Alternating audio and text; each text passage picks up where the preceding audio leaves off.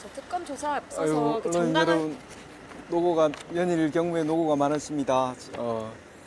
그 공수처장과 차장이 얼마 전 순직해병 특검에 직무유기로 수사를 받은 것에 대해서 여러분께 입장을 밝힙니다. 공수처장과 차장은 국회가 작년 8월 19일경 공수처에 고발한 공수처 부장검사의 청문회 위증 사건을 그 무렵 사건과 이해관계가 없었던 유일한 부장검사의 부서에 배당하였습니다. 그런데 배당을 받은 부서의 부장검사는 그 사건을 소속 검사에게 배당하지 않고 스스로에게 배당하고 며칠 만에 신속검토 보고서를 작성하여 차장에게 보고한 사실이 있습니다. 그러나 처장과 차장은 이에 따른 어떠한 조치도 승인하거나 처분한 사실이 없습니다. 보고서 제출 후 얼마 되지 않아 사건을 담당한 부장검사가 퇴직한 것이 이 사건의 본질입니다. 위증 고발 사건을 순직해병 특검에 이첩하기 전까지 적법 절차에 따라 그리고 원만하게 처리하기 위해 노력하였고 직무유기를 하지 않았음이 이제 명백히 밝혀졌다고 봅니다. 국회가 고발한 사건을 암장하는 것이 말이 되지 않습니다.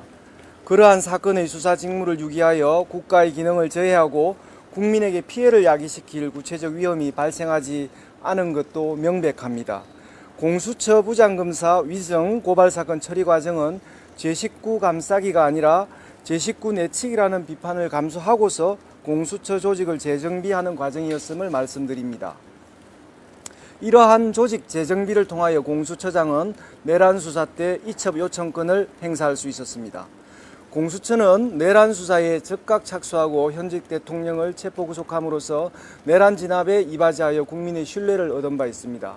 그런데 공수처장과 차장이 직무를 유기하였다는 사실로 입건됨으로써 마치 공수처가 내부 직원에 대한 고발 사건 처리와 관련하여 부적절하게 처리하였다는 듯한 외관이 형성되었습니다. 이로 인하여 국민의 공수처에 대한 신뢰가 약화될 수 있다는 염려에서 소상하게 이 사건 처리 과정을 밝히는 것이 도리라고 생각합니다. 사건 처리와 관련된 주요 경과는 별도 배포 자료를 참조하여 주시길 바랍니다.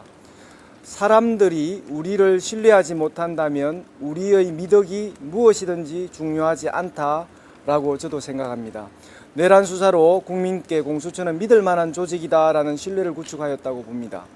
이런 신뢰를 밑천 삼아 공수처는 여러 현안이 되는 수사를 여전히 성실하게 해나가고 있습니다. 공수처 조직원들은 국민의 신뢰만이 궁극의 힘이라고 믿고 정진하고 있사오니 국민께서는 공수처 조직의 건강함을 믿어주시고 공수처를 신뢰하고 응원하여 주시길 당부드립니다. 끝으로 순직해병 특검에도 한 말씀 드립니다. 수사의 필요성이 인정되어 공수처 처장과 차장을 입건할 수는 있을 것입니다만 이제는 수사가 어느 정도 마무리되어 사건의 진상을 파악하였을 것으로 사료됩니다.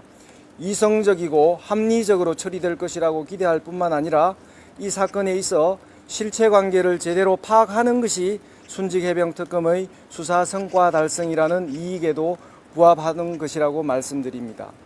처음 만나는 국민이 되신 언론인 여러분 경청해 주셔서 감사합니다.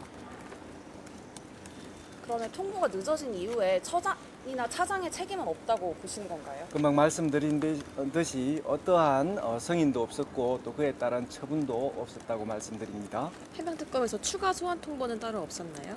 그런 건 아직까지 전혀 없습니다. 그 내부 상황을 몰랐다면 무능한 거라는 지적에 대해서는 어떻게 보시나요? 제가 금방 발표드린 데 원만하게 조직을 관리하기 위해서 노력하였다라고 말씀드렸습니다. 그 속에 그런 많은 의미가 포함되어 있다라고 말씀드리겠습니다. 궁금한 건 이따가 브리핑 때 물어보시면 말씀드리도록 하겠습니다.